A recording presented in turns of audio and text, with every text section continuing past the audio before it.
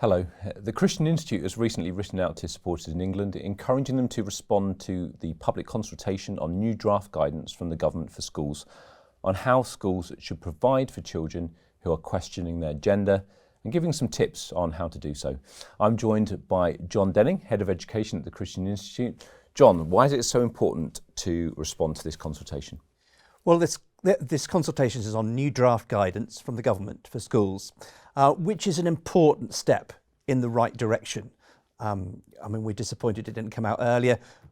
We would have liked it to have gone even further than it does, but it's really pushing schools in a good direction, and we need to support it. And if you want to know more about some of the helpful and less helpful points in that guidance, just take a look at the video we put out in December when the guidance was put out. We'll keep the details on the screen now for a while. John, this guidance is being attacked, right? Already.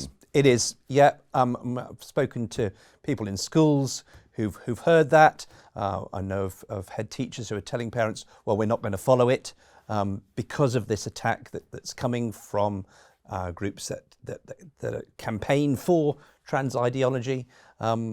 And so they are likely to be responding in large numbers to this consultation, attacking it, trying to knock it down, really. But just so everyone's clear, this is still in draft form, right? So this is why we want people to respond, because we want to make the case that there's improvements that can be made, and we want to make the case that the good things remain in there and don't get taken out.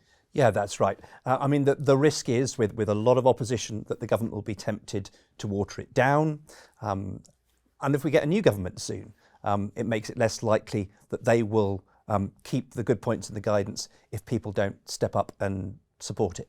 So as you said earlier on, not everything's perfect in there. So we're encouraging people to say something along the lines of, yes, but. So it's as good as far as it goes, but it could be better.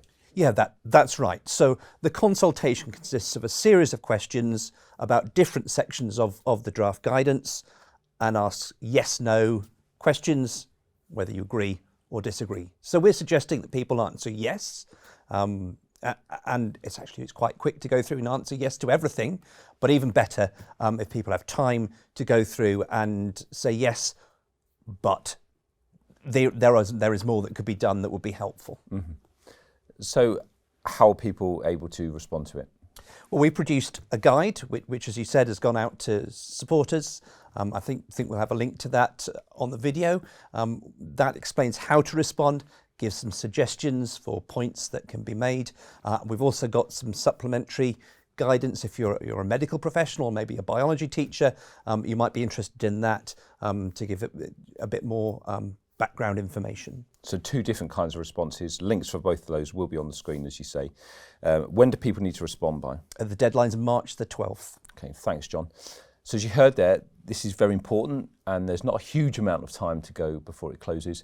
So please use the on-screen links and respond today, or contact our office if you need help. Thank you. For more great content, like, subscribe and hit the notification bell.